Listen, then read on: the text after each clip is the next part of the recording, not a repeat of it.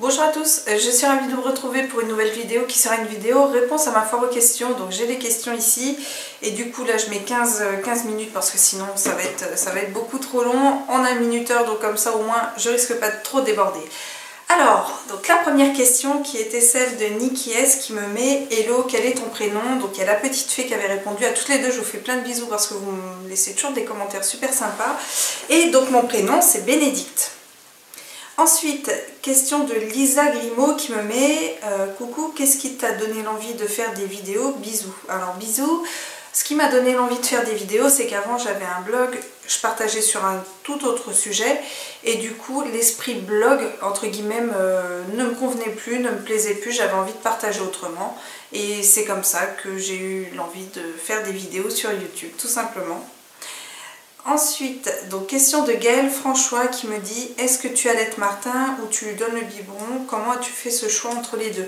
Alors, je savais vraiment au fond de moi que je ne souhaitais pas allaiter mon bébé. Et ce, depuis toujours. J'ai toujours su que voilà, j'allaiterais pas mon bébé. Et après, on s'était dit que peut-être quand Martin serait là, j'en aurais peut-être l'envie ou quand j'allais accoucher peut-être, voilà.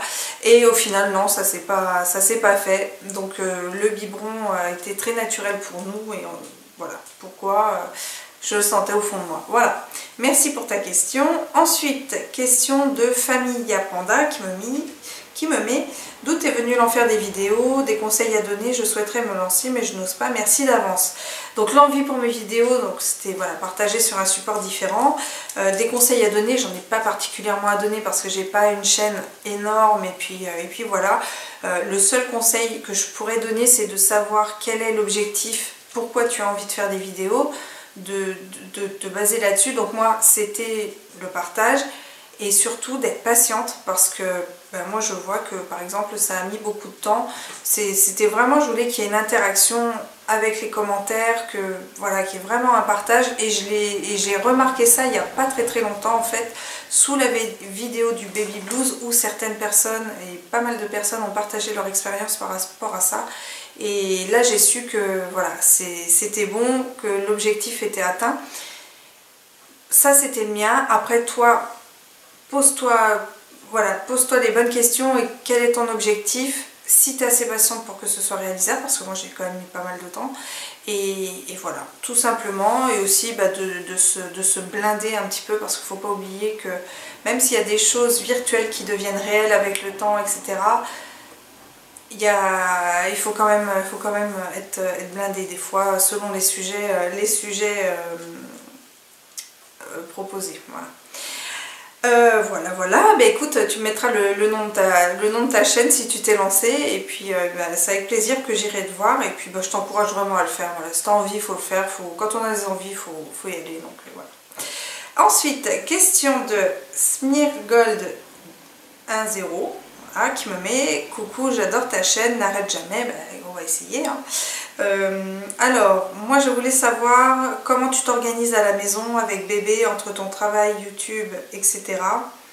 As-tu des copines youtubeuses? Quel est ton budget maquillage par mois? As-tu des demandes de marques pour tes vidéos? Ce qui t'énerve sur YouTube, vas-tu faire un meet-up? Qui aimerais-tu rencontrer? Bisous. Alors, on va commencer dès le début. Comment tu t'organises à la maison avec bébé entre ton travail, YouTube, etc. Alors c'est vrai que c'est un petit peu délicat parce qu'en fait en ce moment j'ai repris donc mon temps plein. En plus, donc là nous avons maintenant un projet sûr d'ailleurs de déménagement, etc. Donc voilà, d'ici quelques mois. Et c'est vrai que j'avoue que il y a des fois, franchement, il y a des jours où je perds pied. Quand je vois mes journées de travail, en plus j'ai des horaires atypiques, donc ça je vous l'avais déjà dit, je travaille sur des plages horaires qui sont très importantes.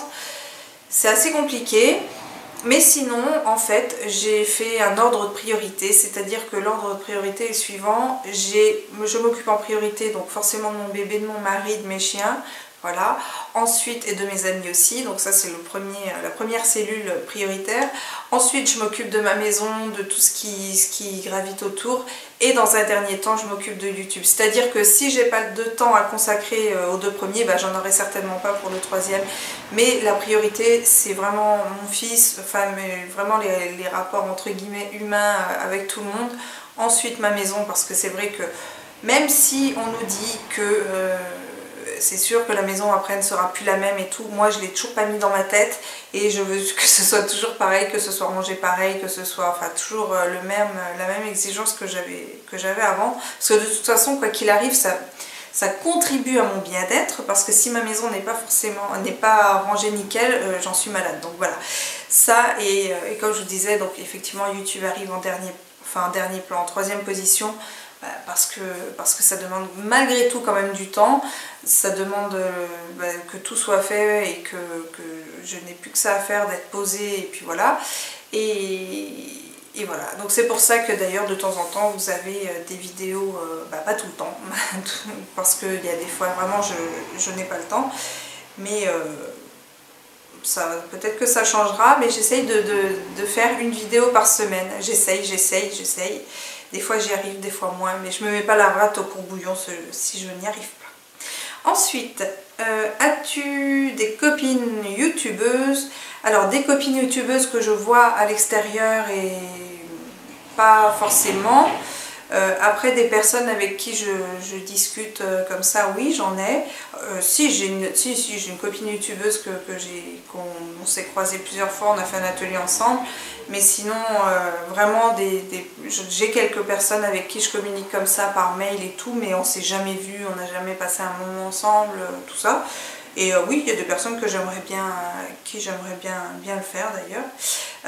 Alors c'est sûr que voilà, quand on est à l'autre bout de la France, c'est pas forcément évident, mais bon. Après, il n'y a que les montagnes qui ne se rencontrent pas. Quel est ton budget maquillage par mois? Alors je n'ai pas de budget maquillage par mois, c'est-à-dire que j'avais fait une vidéo sur mon rangement make-up. Franchement, je trouve que j'en ai beaucoup, mais même beaucoup trop, c'est trop, ce que j'ai c'est beaucoup trop. J'ai assez de maquillage pour me maquiller pendant au moins 10 ans, donc là je n'achète plus rien pour l'instant. Alors c'est vrai que de temps en temps je peux craquer sur un vernis ou tout ça, ou par exemple des mascaras, parce qu'au final les mascaras j'en ai pas tant que ça, mais là en ce moment, le mois dernier par exemple, j'ai rien acheté du tout en make-up. Par exemple ce mois-ci je dois retourner acheter mon fond de teint et puis mon anti-cerne, voilà, donc c'est le double wear d'Estée Lauder, donc autant vous dire que c'est pas un budget, petit budget entre guillemets, mais sinon j'ai pas de budget en me disant ce mois-ci tu utilises 100 € pour du make-up et tout ça. Non, là vraiment j'essaye plus de vider mes tiroirs que de les remplir, donc c'est pas forcément chose facile, parce que comme je vous disais, il y a une époque où j'en ai acheté beaucoup de trop, et là maintenant je veux vraiment finir. Mais sinon je peux pas te dire, j'ai pas vraiment de budget make-up par mois vraiment bien défini quoi. Puis je préfère franchement acheter d'autres trucs que du make-up, sérieusement. Ensuite, as-tu des demandes des marques pour tes vidéos? Alors je pense que tu demandes de marques, ça doit être des partenariats. Donc j'ai eu quelques demandes de partenariats. Vous ne les avez pas vues tout simplement parce qu'en fait le produit ne correspondait pas à ce que je pouvais faire, à ce que je pouvais vouloir, à ce que je pouvais... voilà, donc j'ai eu des demandes, mais voilà, ça n'a pas abouti. Sinon, on peut appeler ça un partenariat, c'est-à-dire que je suis inscrite sur le Freestore Octoly. Alors pour celles qui ne connaissent pas le principe, c'est en fait vous avez une page comme le site Sephora, on va dire, où dessus vous avez plein de produits qu'on vous propose d'essayer. Donc évidemment les produits, il y a des conditions, c'est-à-dire que vous devez faire des vidéos au bout de 15 jours, enfin il y a que, enfin en général c'est ça les conditions.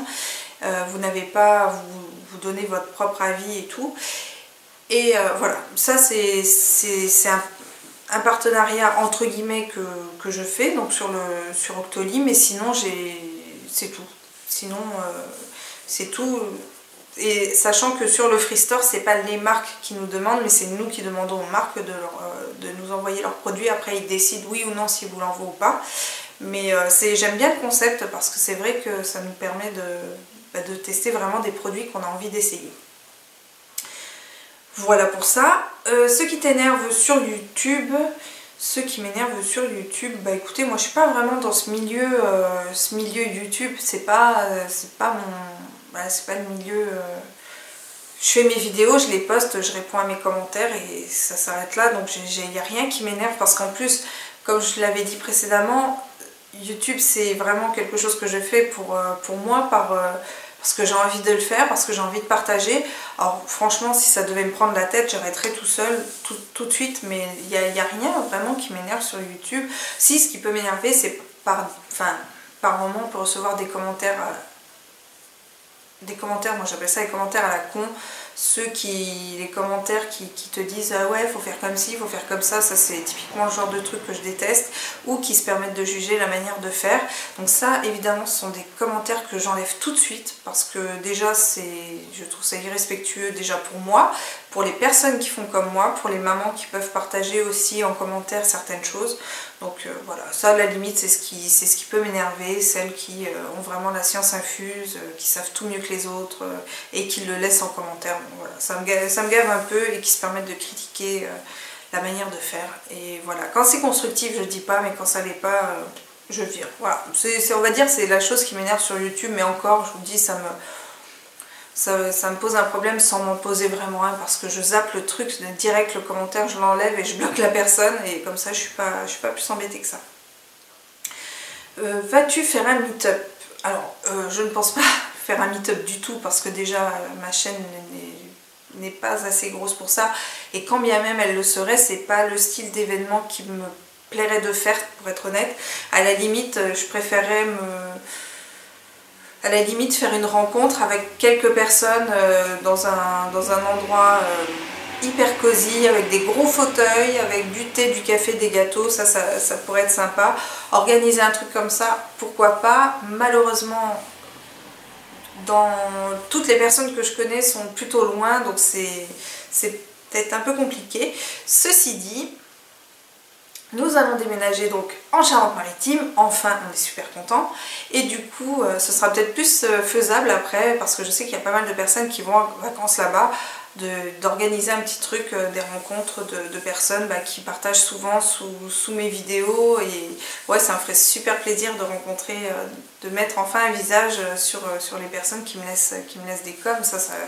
Voilà, ça me plairait bien, mais plus dans l'idée d'être dans un endroit hyper cocooning, vraiment tranquille, voilà, à profiter de la vie, à partager en toute simplicité. Oui, effectivement, ça me plairait bien, mais bon, voilà, à voir. Qui aimerais-tu rencontrer? Alors, qui j'aimerais rencontrer? Alors, je sais pas si je pense que ça va avec YouTube. Qui j'aimerais rencontrer? Toutes les personnes qui me laissent souvent des commentaires et que j'ai en pseudo ou que je vois uniquement sur Instagram. C'est vrai que ça me ferait super plaisir qu'on partage un moment ensemble et tout. Ouais, voilà, toutes ces personnes-là, ça me ferait plaisir de vous rencontrer, qu'on se voit en vrai. Ça, oui, ça me plairait bien. Après sinon, j'aimerais beaucoup rencontrer Justin Timberlake. Voilà. Ensuite, écoute, je te remercie pour toutes tes questions. Ensuite, question de Adjar BD qui me dit: quel est ton plus beau souvenir d'enfance? Comment te voyais-tu plus tard lorsque tu étais une enfant? Et enfin, la question un peu toquée: tu préférerais pouvoir te maquiller mais ne plus jamais pouvoir te coiffer, ou tu préférerais pouvoir te maquiller, te coiffer mais ne plus jamais pouvoir te laver? Alors, on va commencer par la première, qui est: quel est ton plus beau souvenir d'enfance? Alors, très clairement, mon plus beau souvenir d'enfance, c'est quand j'étais avec mes frères et qu'on faisait des cabanes avec des draps dans la chambre, et on s'amusait, on rigolait comme des tordus, et ça, c'est vraiment les plus beaux souvenirs que j'ai d'enfance, les cabanes avec les draps, avec mes deux petits frères. Comment te voyais-tu plus tard lorsque tu étais une enfant? Donc quand j'étais une enfant, je me voyais vétérinaire plus tard.